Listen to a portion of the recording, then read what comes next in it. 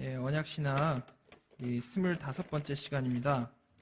시내산에서 예표된 그리스도라는 제목으로 말씀을 나누도록 하겠습니다. 오늘 성경 본문 같이 읽을 구절들이 참 많은데요. 그래서 그냥 한 절만 같이 읽고 시작하도록 하겠습니다. 출애굽기 40장 38절 같이 한 목소리로 읽겠습니다.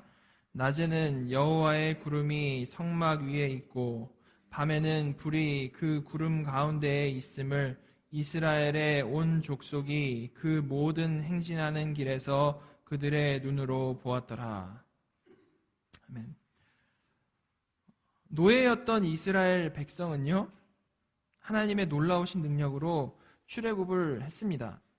그리고 계속해서 하나님의 능력을 경험하면서 시내산 앞까지 당도하게 되었죠.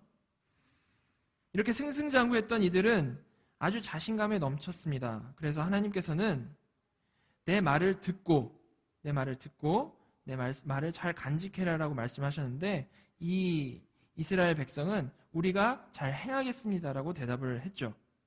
그리고 스스로 정결케 하고 시내산에 올라가려고 했습니다. 그러나 그들은 시내산 꼭대기에 절대 올라갈 수 없었습니다. 그 이유는요, 그들은 거룩하신 하나님 앞에 나아갈 수 없는 죄인들이기 때문에 그렇습니다. 그러나 그들은 그 이유를 잘 몰랐죠. 그런 그들에게 하나님께서는 10가지 언약 말씀을 주셨습니다. 이 10가지 언약 말씀은 왜 그들이 산에 올라올 수 없는지를 분명히 보여주는 그러한 말씀이었던 것입니다. 그래서 그들은 이 몽학선생, 초등교사라고 하죠. 이 몽학선생의 작용을 하는 그 말씀 앞에서, 그리고 그 하나님의 그 강력한 임재 앞에서 견딜 수가 없었습니다. 율법이 엄하게 그들을 꾸짖는 것이죠. 그래서 그들은 모세에게 부탁을 했습니다. 제발 대표로 올라가서 우리 대신에 하나님의 말씀을 좀 듣고 와달라라고 그렇게 부탁을 했었죠. 그래서 모세는 시내산에 올라가서 대표로 하나님의 말씀을 들었습니다. 그렇게 들은 말씀의 내용은요, 좀 더 구체적인, 어떻게 하면 하나님을 사랑하고 어떻게 하면 이웃을 사랑할 수 있는지에 대한 내용이었고요. 3가지 절기를 통해서 이들이 앞으로 무엇을 기억하면서 살아야 되는지에 대한 내용이었고요. 또한 이들이 그렇게 사는 동안에 하나님께서 먼저 가셔서, 너희들에게 모든 걸 맡기는 게 아니라 먼저 가셔서 이 모든 위협과 어려움으로부터 지켜주실 것이다에 대한 그러한 약속의 말씀이었습니다. 부모님이 아무것도 모르는 어린 아이에게 하나하나 다 가르쳐주면서 내가 지켜줄 테니까 너희는 걱정하지 마라 라고 말씀하신 것과 같다라고 했죠. 모세는 이 놀라운 사랑의 언약 말씀을 가지고 이스라엘 백성 앞에 섭니다. 그리고 덜덜 떨고 있는 그들에게 말씀을 전합니다. 그런데 이번에도 이들은 뭐라고 대답을 했습니까? 우리가 준행하겠습니다 라고 또 했습니다. 우리가 행하겠습니다. 전혀 하나님의 의도를 파악하지 못하고 있는 거죠. 노예로서는 어떻게 보면 당연합니다. 듣는다는 개념을 모르는 겁니다. 그래서 이번에 모세는 하나님이 산 위에서 알려주신 대로 번제와 화목제를 드렸습니다. 그리고 언약식을 거행을 하는데요, 먼저 하나님을 상징하는 제단에 피를 뿌렸습니다. 그리고 나서 백성에게 모세는 다시 한번 말씀을 전했습니다. 그런데 놀라운 일이 생겼죠. 그것이 무엇이었습니까?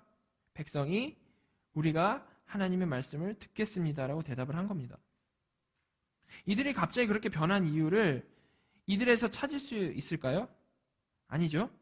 그것은 오직 그런 고백을 할 수 있게 하신 하나님의 은혜였던 것입니다. 그리스도의 피를 예표하는 피의 제사를 본 이스라엘에게 말씀이 들어가니까요, 그들이 말씀을 듣겠다라는 고백을 그제서야 한 것이죠. 그리고 나서 믿음의 고백을 한 백성에게 나머지 절반의 피가 뿌려졌습니다. 반은 제단에, 반은 백성에게. 제가 이거 다 한 얘기죠? 지금 다 처음 들으시는 거 아니죠? 그렇게 반이 뿌려졌습니다. 나머지 반이 뿌려졌죠? 그렇게 이들은 하나님과 피의 언약을 맺게 된 겁니다. 거기서요. 그리고 그렇게 언약을 맺은 이스라엘은 어제까지도 절대 범접할 수 없었던 그 시내산 꼭대기에 오르게 됩니다. 그리고 거기서 하나님을 만나고 하나님과 더불어 먹고 마십니다. 이렇게 출애굽한 노예, 이스라엘이 이 시내산에서 가장 처음으로 이 노예들이 경험한 것은 피의 언약식이었고요. 그 안에는 복음의 메시지가 들어있었던 것입니다. 노예 본성대로 그냥 열심히 하겠다만 계속 외치던 자들에게 하나님의 말씀을 들을 때에 경험할 수 있는 참 자유함과 참 기쁨이 무엇인지를 산 위에서 맛보게 해주신 것이죠. 그런데 하나님께서는 모세를 시키셔서요, 이 단순히 설교 한 편 해가지고 이들을 이렇게 바꾸신 것이 아니었습니다. 마치 아이들이요, 막 이런 형이상학적인 설명은 알아듣지 못하지 않습니까? 그런 아이들에게 그냥 그렇게 설명 한번 하고 너희 알아들어라 한 게 아니라 여러 가지 행동과 여러 가지 경험을 통해서 알려주는 것처럼 하나님께서는 이스라엘 백성을 애굽에서부터 시내산 꼭대기까지 인도하시면서 정말 엄청난 시청각 교육을 통해서 그들에게 하나님의 자비와 하나님의 그 안식을 경험시켜 주신 것입니다. 그 안에 복음 메시지를 담아서 말이죠. 자, 물론 이것을 보고 단순히 이들이 이때 다 구원받았다 이런 식으로 적용할 수는 없습니다. 왜냐하면 이 사건은요, 그야말로 예표적인 사건이기 때문에 그렇습니다. 하나님께서 그런 상징들을 통해서 후대의 이스라엘 그리고 지금 우리들에게 가르치시는 것이죠. 이런 예표적인 모든 걸 통해서요. 이들은요, 그 사건 안에서 복음을 그려내는 도구로 쓰임을 받은 겁니다. 물론 그렇다고 그렇게 예표적인 도구로 사용되었다라고 해서 이들 구원은 어떻게 되는 것이냐? 이것은 각자 그들이 믿음으로 구원을 얻는 것이죠. 아브라함처럼요. 여러 가지 경험을 통해서 그리고 선포되는 말씀을 통해서 이들도 구약에 살던 이들도 믿음으로 구원을 얻는 것입니다. 아무튼 이렇게 애굽에서 나온 노예들은 처음 당도한 이 시내산에서 가장 중요한 메시지를 경험적으로 배웠습니다. 이렇게 가장 먼저 핵심을 하나님께서 딱 가르쳐 주셨는데요.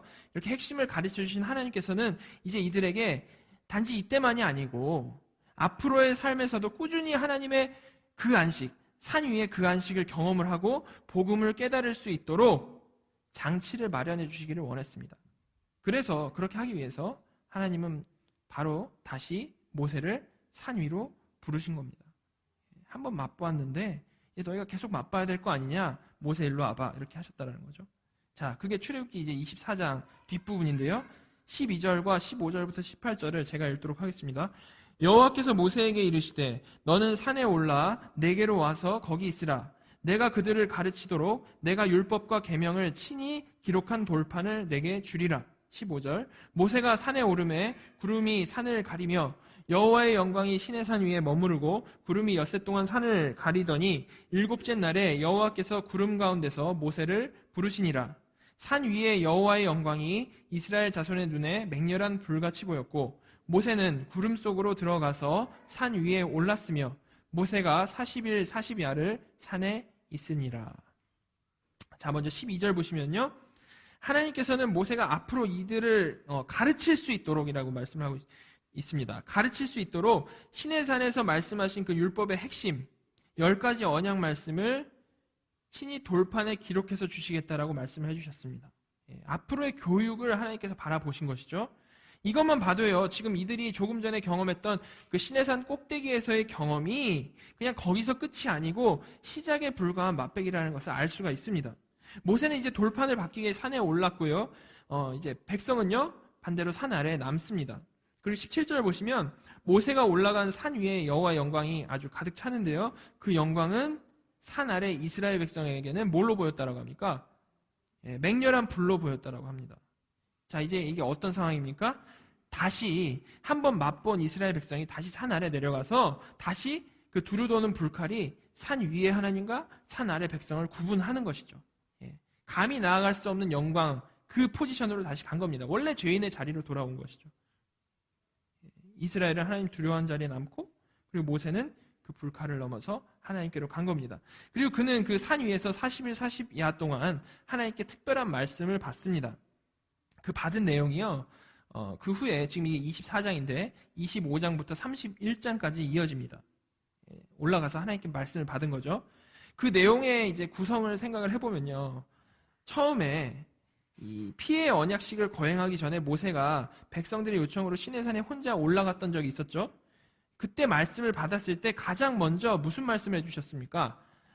제단에 관한 법을 말씀해 주셨습니다. 제단에 관한 것. 하나님과의 관계에 관한 것이죠. 하나님 사랑하는 법. 가장 심플하게 제단에 관해서 이렇게 제사해라라고 말씀을 해주셨습니다. 거기서 제사를 드림으로 하나님과의 관계를 유지할 수 있는 그러한 방법을 알려주셨었죠. 그런데 그때는 그렇게 간단히 제단을 쌓고 제사를 드리는 것에 대해서만 말씀해 주셨는데요. 이번에 산에 올라갔을 때는 아주 매우 구체적으로 성막 만드는 법을 알려주신 것입니다. 성막 역시 하나님과의 관계를 유지하기 위해서 필수적인 그런 것이죠. 특별한 장소인 겁니다. 그런데요, 이 성막 만드는 법을 알려주셨다라는 것, 이 성막을 만드는 법을 모세를 통해서 알려주셨다라는 것, 이것은요 사실 매우 놀라운 것이고 매우 감사한 일입니다. 왜 그럴까요? 왜 이것이 그렇게 감사하고 놀라운 일일까요? 자, 지금 모세가요 시내산에 다시 올라가기 바로 전에 있었던 일, 시내산에 바로 올라가기 전에 그 바로 전에 있었던 일은 말씀드렸듯이 이스라엘 백성들 대표가 시내산 위에 올라가서 하나님과 더불어 먹고 마신 일이 있었습니다. 그들이 하늘의 안식을 실제로 맛보았던 것이죠. 그런데 이것은 그야말로 맛본 것이라고 했습니다. 이스라엘 백성이 항상 시내산 꼭대기에서 그렇게 살 수는 없는 것이었죠. 이들은 약속의 땅 가나안을 향해서 떠나야만 하는 자들이었습니다. 그런데 그렇게 하나님의 영원한 안식을 맛보고 다시 산 아래에 내려갈 수밖에 없었던 이스라엘을 하나님께서는 그냥 방치해버리지 않으셨고요. 그들에게 선물을 주셨는데 그것이 바로 성막이라는 겁니다. 성막이 왜 선물일까요?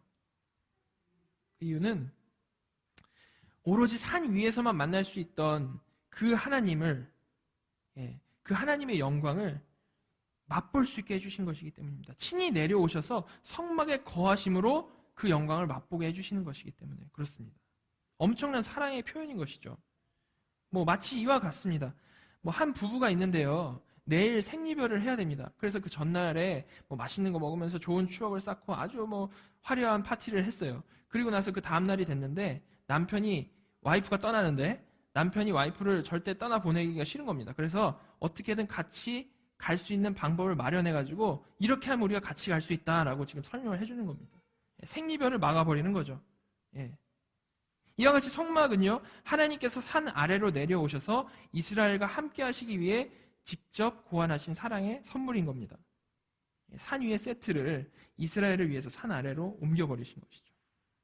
이 성막이 그런 목적을 가진 건축물이었기 때문에 하나님께서는 성막 만드는 법을 모세에게 말씀하실 때요, 가장 먼저 무슨 말씀을 하셨냐면 바로 이런 말씀을 하십니다. 출애굽기 25장 1절부터 2절 제가 읽겠습니다. 여호와께서 모세에게 말씀하여 이르시되 이스라엘 자손에게 명령하여 내게 예물을 가져오라 하고 기쁜 마음으로 내는 자가 내게 바치는 모든 것을 너희는 받을지니라. 성막을 만들기 위해 예물을 이제 모으는데요. 재료가 필요할 거 아닙니까? 다른 것을 보시지 않고 기쁜 마음으로 내는 자가 내게 바치는 모든 것을 너희는 받아라 라고 말씀을 하신 겁니다. 하나님께서 친히 같이 가시고자 이 사랑을 표현을 하시는데 마음에도 없는 예물로는 성막을 지을 생각이 없으시다라는 거죠.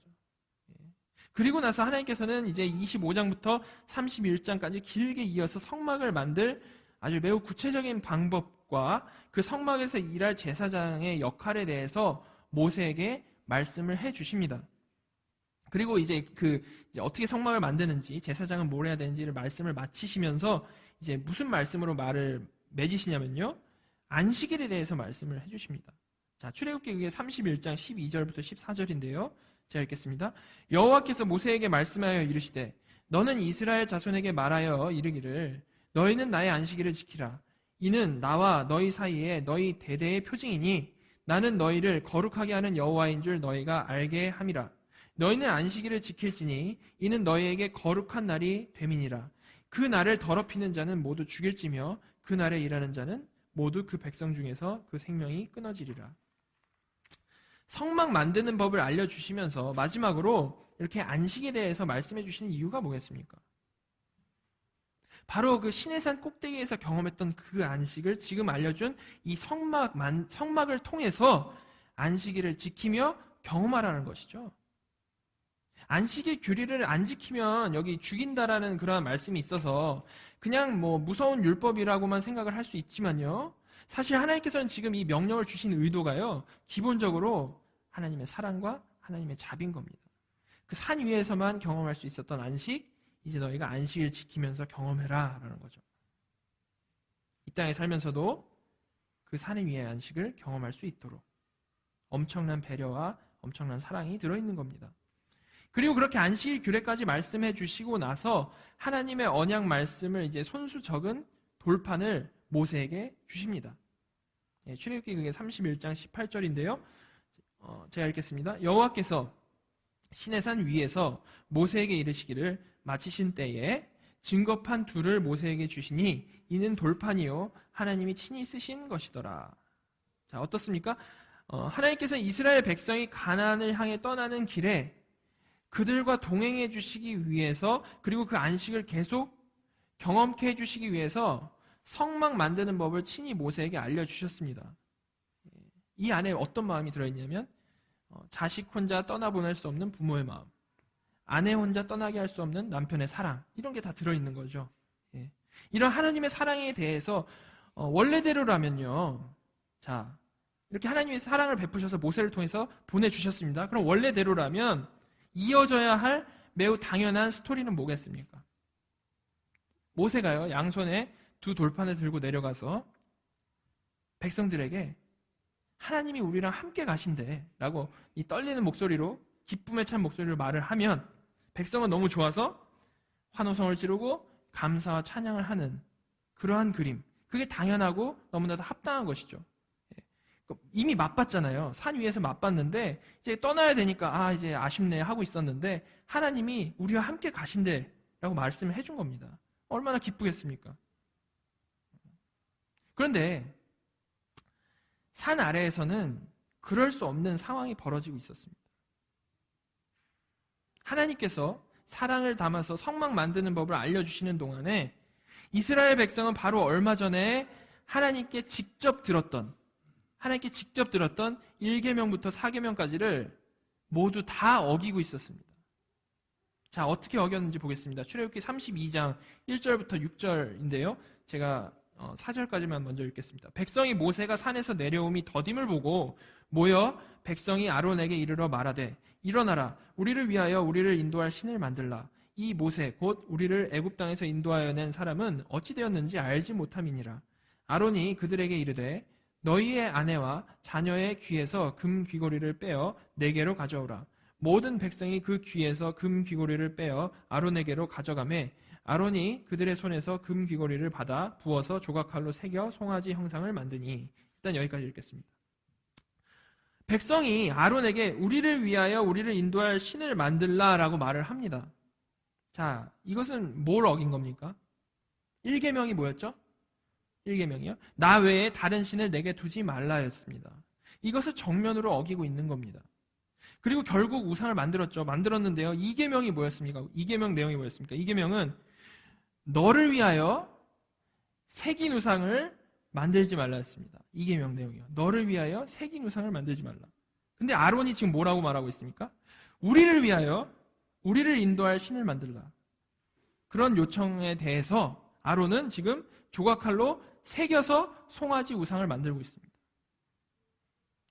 완전히 청개구리죠. 하나님 말씀하신 정확히 반대로 행하고 있습니다. 마치 하나님께 무슨 특별히 악감정이 쌓여있는 사람들처럼 얼마 전에 들은 하나님 말씀 반대로 일부러 하고 있어요. 그리고 나서 4절 후반절을 보시면 그들이 말하되 이스라엘아 이는 너희를 애굽 땅에서 인도하여 낸 너희의 신이로다 하는지라. 자, 이것은 뭐를 어긴 겁니까? 세 번째 계명. 내 하나님 여호와의 이름을 망령되이 부르지 말라. 이걸 어긴 겁니다. 망령되이 부르는 게 제가 뭐라고 했습니까? 지난번에 10계명 할 때요. 하나님을 하나님께서 계시해 주신 대로 부르지 않고 자기 멋대로 부르는 게 망령되이 부르는 거라고 했습니다. 이들은 황금 송아지를 만들고 그것이 하나님이라고 망령되이 부르고 있는 겁니다. 자, 5절과 6절. 아론이 보고 그 앞에 제단을 쌓고 이에 아론이 공포하여 이르되 내일은 여호와의 절이니라 하니 이튿날에 그들이 일찍 일어나 번제를 드리며 화목제를 드리고 백성이 앉아서 먹고 마시며 일어나서 뛰놀더라. 자, 여기서 뭘 어겼습니까? 네 번째 계명. 안식일을 기억하여 거룩히 지키라. 이거 완전히 제대로 어겨버리는 거죠.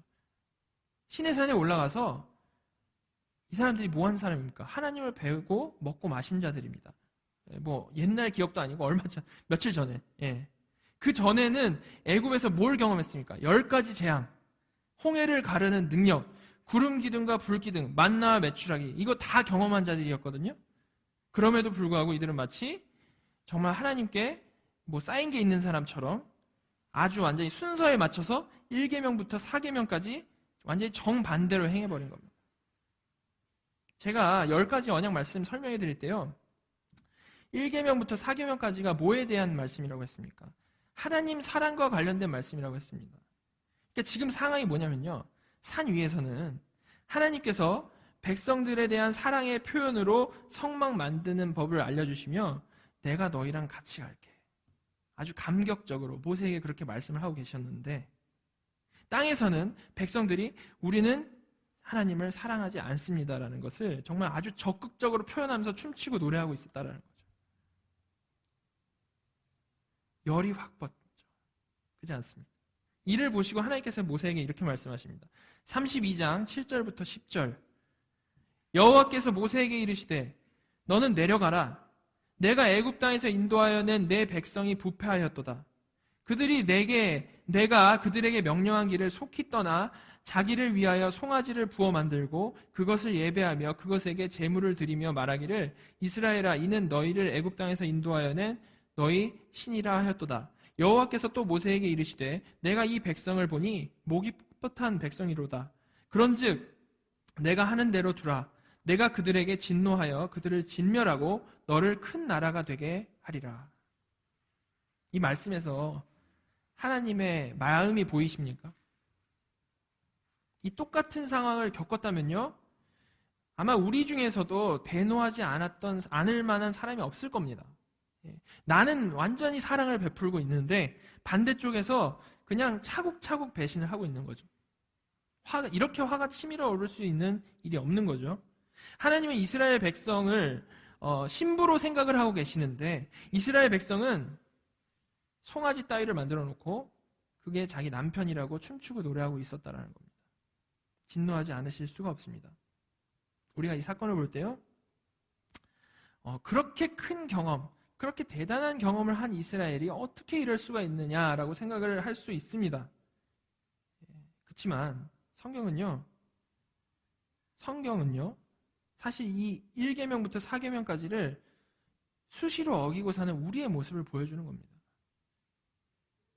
우리가 나 자신을 하나님 자리에 놓고 우리 맨날 그렇죠. 그리고 나의 욕망을 나의 우상으로 삼아서 섬기고 하나님을 말씀에 계시된 대로 믿지 않고 망령되이 부르고 하나님을 만나는 안식일, 이 주일을 우습게 여길 때 우리는 바로 지금 이스라엘 백성과 똑같은 행동을 하고 있는 겁니다. 황금으로 송아지 안 만들었다고 안심할 게 아니라는 것이죠.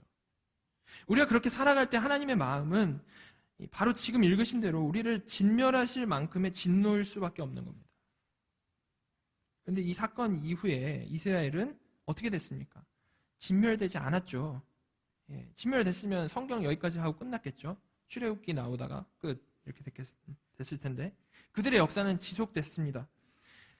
우리도 역시 이런 죄를 짓고 살고 있음에도 진멸당하지 않습니다. 왜 그럴 수 있죠?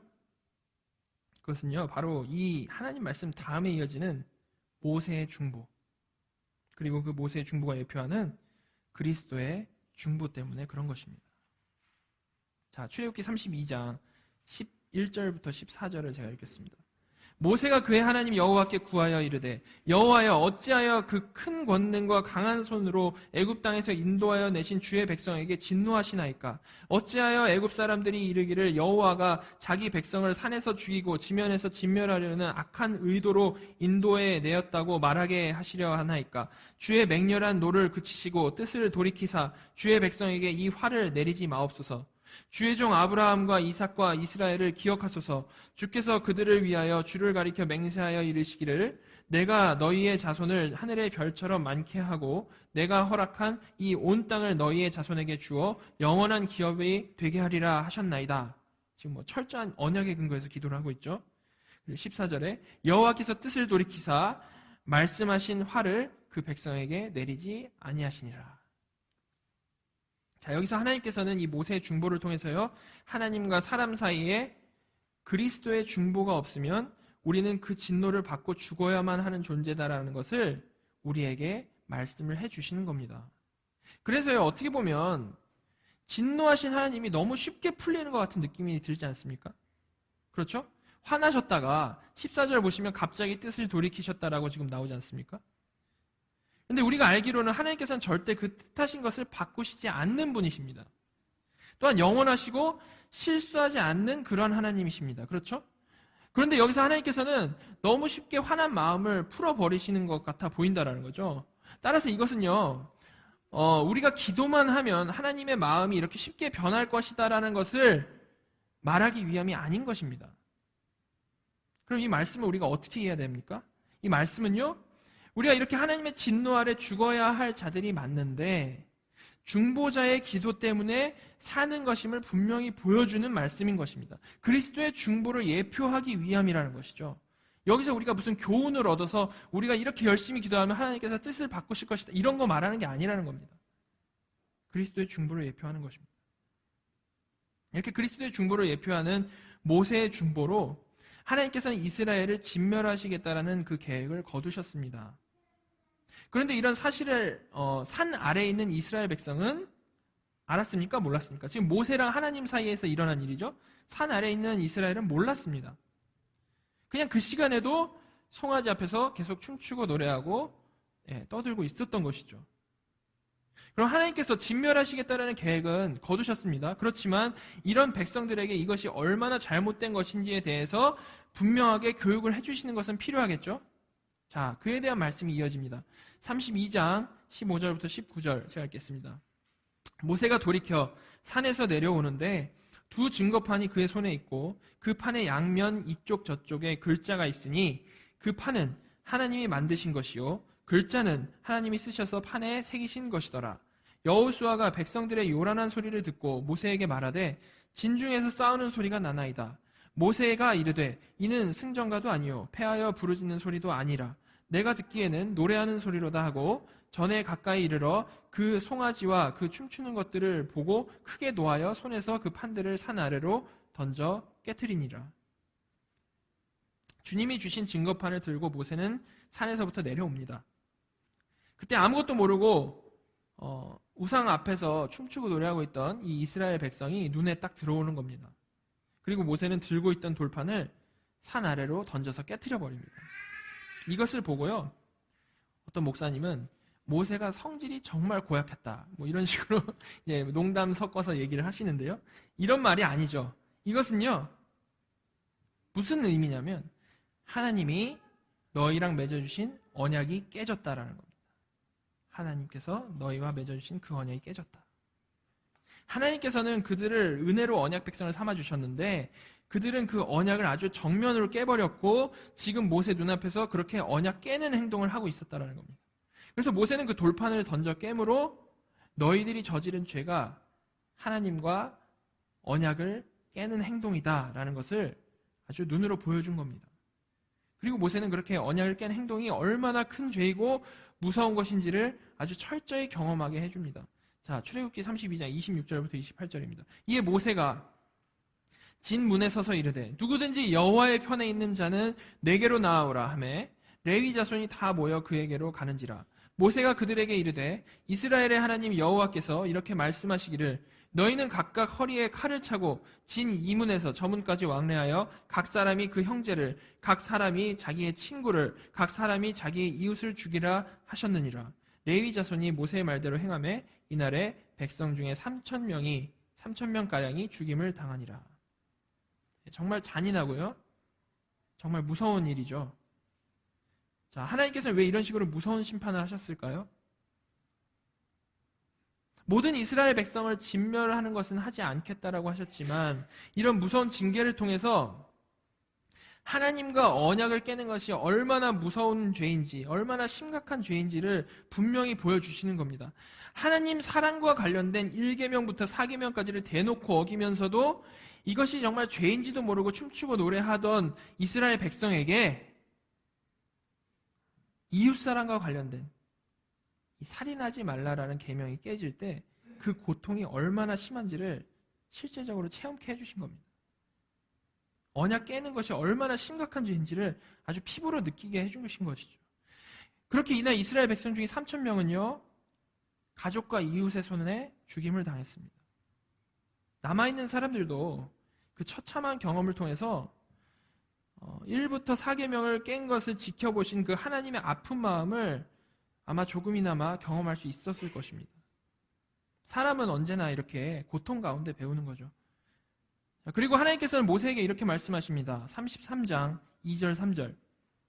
내가 사자를 너보다 앞서 보내어 가나안 사람과 아모리 사람과 헷 사람과 브리스 사람과 히위 사람과 여부스 사람을 쫓아내고 너희를 적과 꿀이 흐르는 땅에 이르게 하려니와 나는 너희와 함께 올라가지 아니하리니 너희는 목이 곧은 백성인즉 내가 길에서 너희를 진멸할까 염려함이니라 하시니.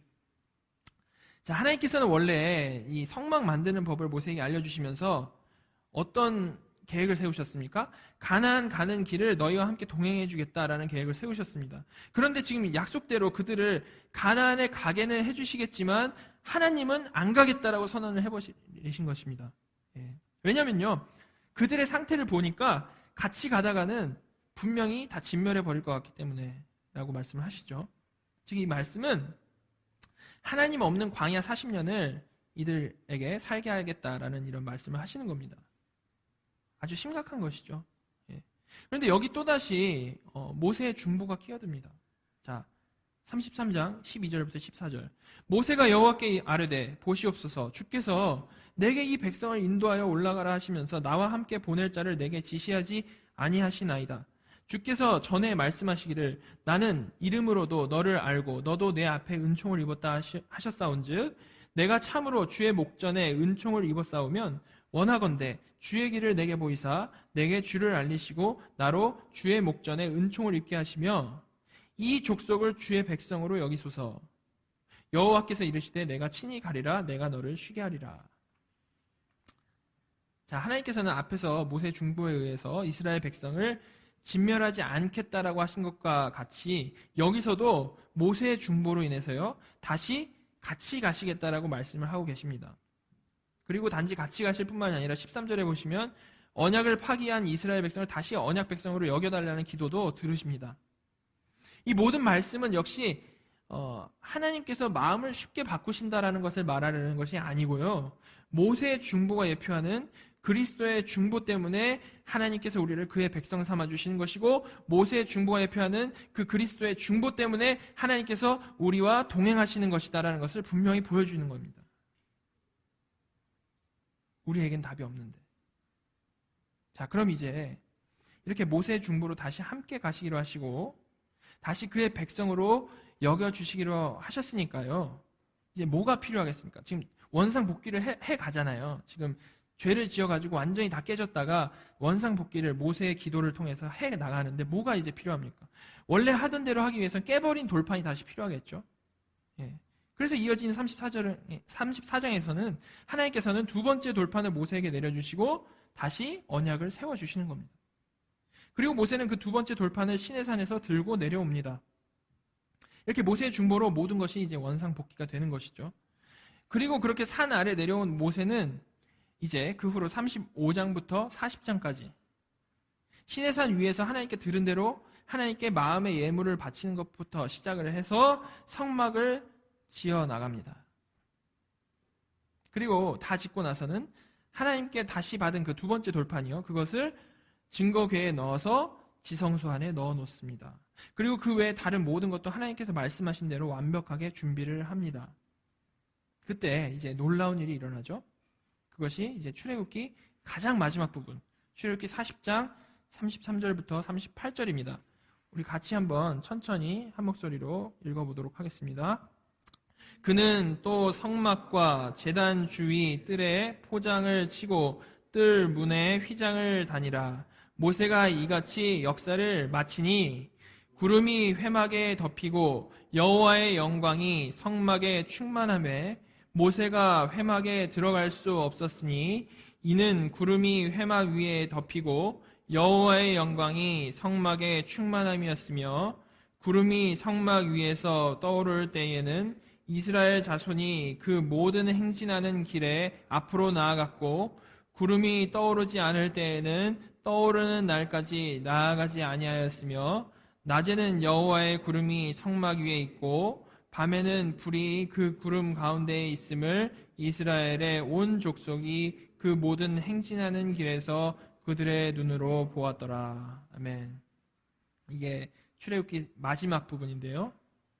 하나님께서 말씀해 주신 대로 성막을 정확하게 만들고 준비를 했더니 저 멀리 시내산 꼭대기에서만 볼 수 있었던 그 하나님의 영광, 피의 제사로 잠시 산에 올라서 맛보았던 그 하나님의 영광이 이스라엘 백성이 거하는 진영의 중심에 거하기 시작한 겁니다.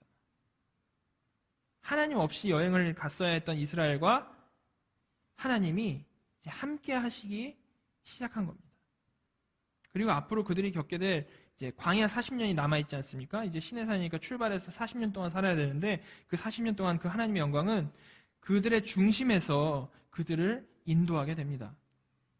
자, 그런데 여러분, 지금까지 살펴봤던 이 모든 내용은요, 단순히 그냥 그때 있었던 대단한 이스라엘의 역사만이 아닙니다.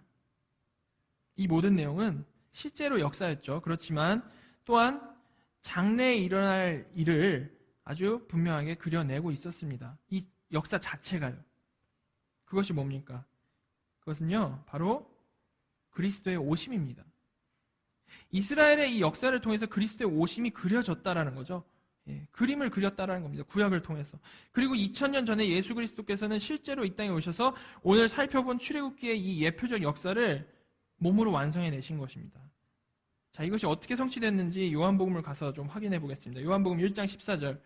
말씀이 육신이 되어 우리 가운데 거하심에. 자, 말씀이신 성자께서는 육신이 되어서 그의 백성 가운데 거하셨다라는 말인데요. 여기서 거하다라고 해석된 스케노라는 단어의 원래 뜻은 장막을 치다라는 뜻입니다. 즉 주님께서 우리 가운데 장막을 치시고 거하셨다라는 거죠. 출애굽기에서 말씀이 돌판에 새겨져서 모세와 함께 시내산에서 내려와서 이스라엘 백성의 진영 가운데 있던 성막 안에 거하게 된 모형을 완성해내신 것입니다. 자, 그리고 이어서 우리가 그의 영광을 보니, 우리가 하나님의 백성, 우리 하나님의 백성이 그 영광을 보니, 이것은 마치 우리가 좀 전에 읽었던 40장 38절에 나온 대로 이스라엘 백성이 그 성막에 임한 영광을 눈으로 본 것처럼 그 영광을 봤다라는 것이죠. 보니까 아버지 독생자의 영광이요 은혜와 진리가 충만하더라. 그 영광은 구약의 그 성막 위에 거한 그 영광과 같은 은혜와 진리가 충만한 그러한 영광인데, 그것이 바로 다른 영광이 아니라 독생자의 영광이라는 것이죠. 이렇게 우리 가운데 오신 그리스도는요, 성막처럼 광야 40년 동안 그의 자녀들과 동행하시며 임마누엘 하시는 하나님이신 것입니다. 이처럼 구약의 말씀은요, 너무나도 정확하게 그리스도를 가리키고 그리스도에서 완성되고 있습니다. 마치 데칼코마니 같죠. 우리 유치원이나 이런 데 하면 데칼코마니 생각나십니까? 딱 붙였다가 딱 떼면 양쪽이 똑같이 나오는 거. 그것처럼 구약과 신약이 이렇게 똑같이 나오는 겁니다. 따라서 우리는 구약을 읽을 때요, 절대 위인전 같이 읽으면 안 되는 겁니다. 우리 표어가 예수를 깊이 생각하라는데요, 구약을 읽으면서도 예수를 깊이 생각할 수 있다라는 거죠. 구약은 항상 동화학처럼 다윗이 골리앗을 잡았대, 맨날 그런 동화식으로만 생각을 많이 하는데 그게 아니라는 겁니다. 오늘 본문에서도요, 우리가 모세가 중보기도 한 것처럼 백성을 사랑하는 마음을 갖자 이런 식으로 맨날 결론을 내리는데 그게 아니라는 거죠. 이런 교훈을 주기 위해서 하나님께서 이스라엘 역사를 운행하신 것이 아니라는 겁니다. 우리는 이렇게 모든 성경에서 그리스도를 보고요, 하나님의 그 크시고 영원하시고 완벽한 계획을 찬양해야 되는 것입니다. 자, 오늘 말씀을 정리를 합니다. 오늘 나누는 이 말씀을 통해서 우리가 주목해야 할 사실을 두 가지로 압축해 볼 수 있을 것 같습니다. 첫 번째는요, 인간의 죄성은 정말 어떻게 봐도 불가능한 수준이 맞다라는 것입니다.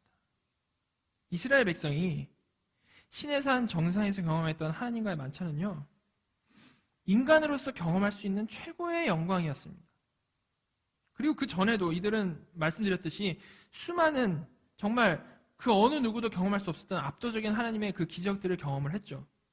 우리 중에 누가 이들처럼, 이들과 비스무리하게만큼이라도 하나님의 그 능력을 경험한 사람이 있습니까? 없죠. 그런데요, 이렇게 대단한 경험들을 했음에도 불구하고 이들은 오래 있다가도 아니고 바로 하나님께서 하지 말라고 하신 1계명부터 4계명의 계명을 모조리 정반대로 어겨버렸습니다. 이처럼 사람은요, 정말로 어쩔 수 없는 존재입니다. 이것이 우리의 실체인데요. 사실 이 시대를 살아가는 대부분의 사람들은 이렇게 생각을 하지 않죠. 다들 뭐라고 합니까? 사람이 정말 마음만 먹으면 선을 행할 수 있다. 그렇게 생각을 합니다. 그리고 이스라엘의 이런 철저한 실패를 보고서도 나는 그러지 않을 수 있다라고 생각을 합니다.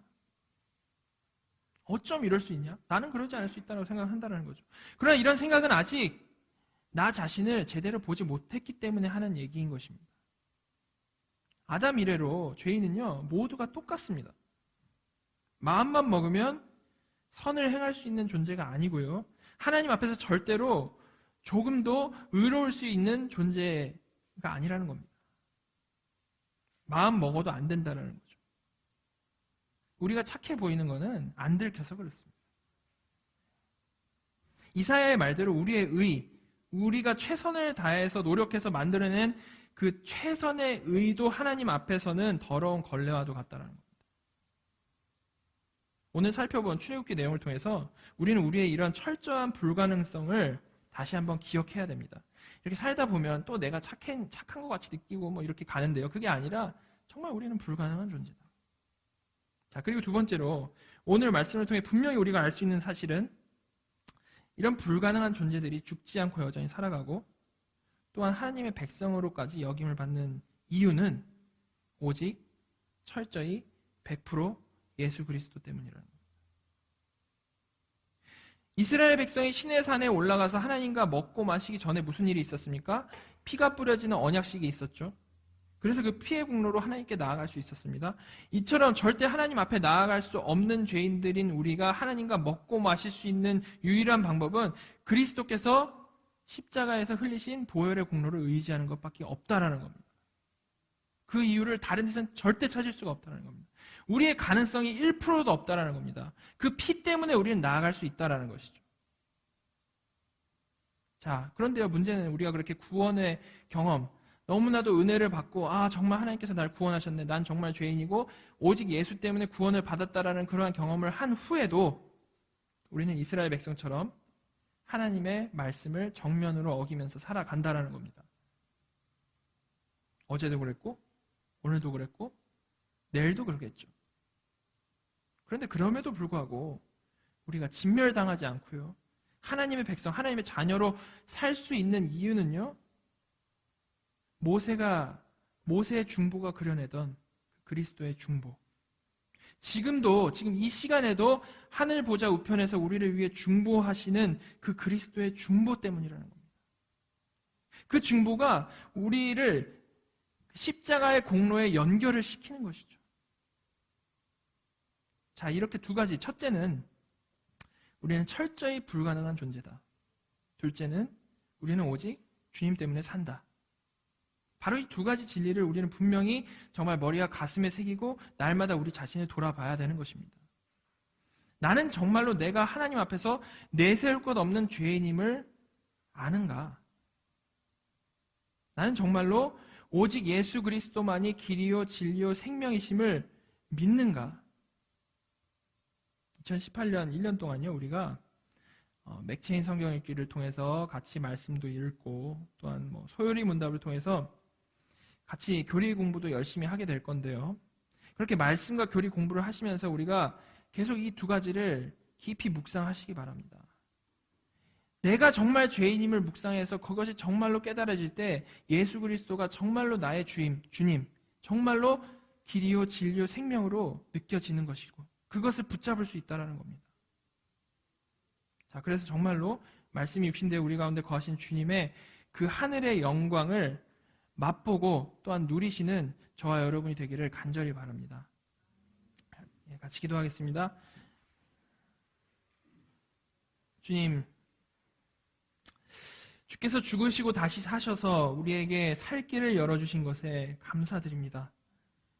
정말 하나님 앞에 아무런 공로도 내세울 것이 없고 오히려 그 은혜를 경험하고도 날마다 황금 송아지를 만들어내는 저희들인데 날마다 우리를 위해 중보해 주시고 용서해 주셔서 또한 감사드립니다. 하나님, 2018년에는 저희가 그 은혜를 더 깊이 알기 원합니다. 교회 다니면서 너무 많이 그냥 써서 너무 많이 표현해서 식상해져 버린 정말 아무 감정 없는 은혜라는 단어가 아니고 그렇게 철저히 불가능하고 죽을 수밖에 없는 죄인인 나를 구원하시고 나를 위해 중보하시며 나와 함께 하시는 임마누엘 하나님의 그 은혜를 정말로 알고 찬양하기 원합니다. 저희에게 그러한 복을 내려주시옵소서. 그래서 세상의 어떠한 환난과 풍파 속에서도 주님과 동행한다라는 그 사실만으로 기뻐할 수 있는 저희들 되게 인도하여 주시옵소서. 이 모든 말씀 살아서 지금도 역사하시는 우리 구주 예수 그리스도의 이름으로 기도드렸습니다. 아멘.